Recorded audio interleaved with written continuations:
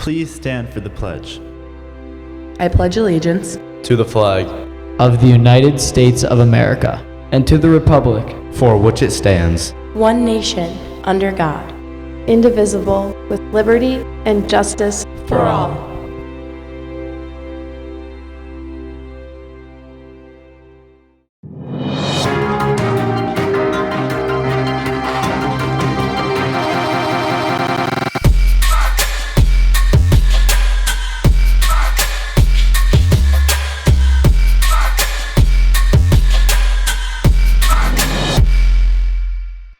Good morning, FM. Today is Wednesday, January 8th, an odd day. I'm Lucy. And I'm Chase. I'm Keelan. And I'm Elrose. I'm Lexi. And I'm Lydia. I'm Avery. And I'm Alana. I'm Clara. And I'm Mac Davies. I'm Sam. And I'm Aiden. I'm Emma. And I'm Hannah. I'm Hannah. And I'm Eddie.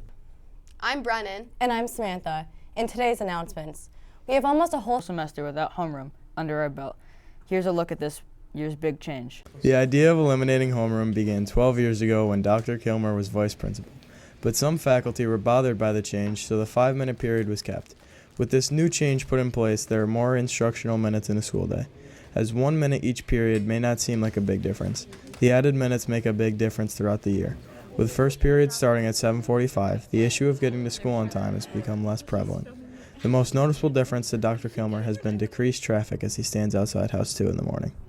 Although there are benefits to this newfound schedule, some students and staff miss aspects of homeroom in the morning as it provided an interpersonal connection between classmates and their teachers. Dr. Kilmer explains the different feedback he has gotten about the change. When we were starting to make the decision, there was a number of students that say, oh yeah, that makes perfect sense. And for some faculty, I've heard, why didn't we do this years ago? And others, I think, still lament the loss of homeroom, because there was some people that really liked homeroom, and it provided a unique placeholder within the day. It wasn't difficult for the faculty and students to get used to the new bell schedule, as everyone has adjusted to it in the first few days of school. The elimination of homeroom has opened up new discussions, too. The district is also considering changes such as a later start time and a longer school day. Dr. Kilmer would also like to see every student have a lunch or break in the day. For FMTV, I'm Josh Michael. Thanks, Josh. AP exam registration final deadline is this Friday. Enroll and order AP exams in College Board and submit payments and total registration. The next Parking Pass meeting will be held today at 2:15 in House 1 conference room. Do you want to be a part of this year's Pi Day extravaganza? Enter a design for the Pi Day t-shirt contest. Form an act to try out for American Idol, or enter the Rubik's Cube or Pi Digit memorization contest. See your math teacher for all the details. And now over to Keelan. Thanks, Elrose. Calling all history lovers. There will be an informational meeting for History Day on Wednesday, January 8th in Mr. Minch's room, 1213. All are welcome.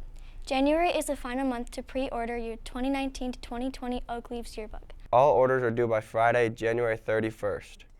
Order forms are available in the SAO. Are you interested in playing football next year? There will be a meeting to discuss off-season training on Thursday at 7:30 p.m. in the Science LGI. If you cannot attend, please see Coach Aldridge in room 1115. Don't forget. Thursday is the big day. After school, the boy MCs are shaving their heads in the House 1 gym. From 5 to 7 p.m., there's a fundraiser at your favorite place to get a chicken sandwich in Cicero. Afterwards, head down to the Twin Rinks to see our hockey team take on Syracuse City. All ticket sales go to DM. Well, that's all we have for today. I'm Brennan. And I'm Samantha. I'm Hannah. And I'm Eddie. I'm Emma. And I'm Hannah. I'm Sam. And I'm Aiden.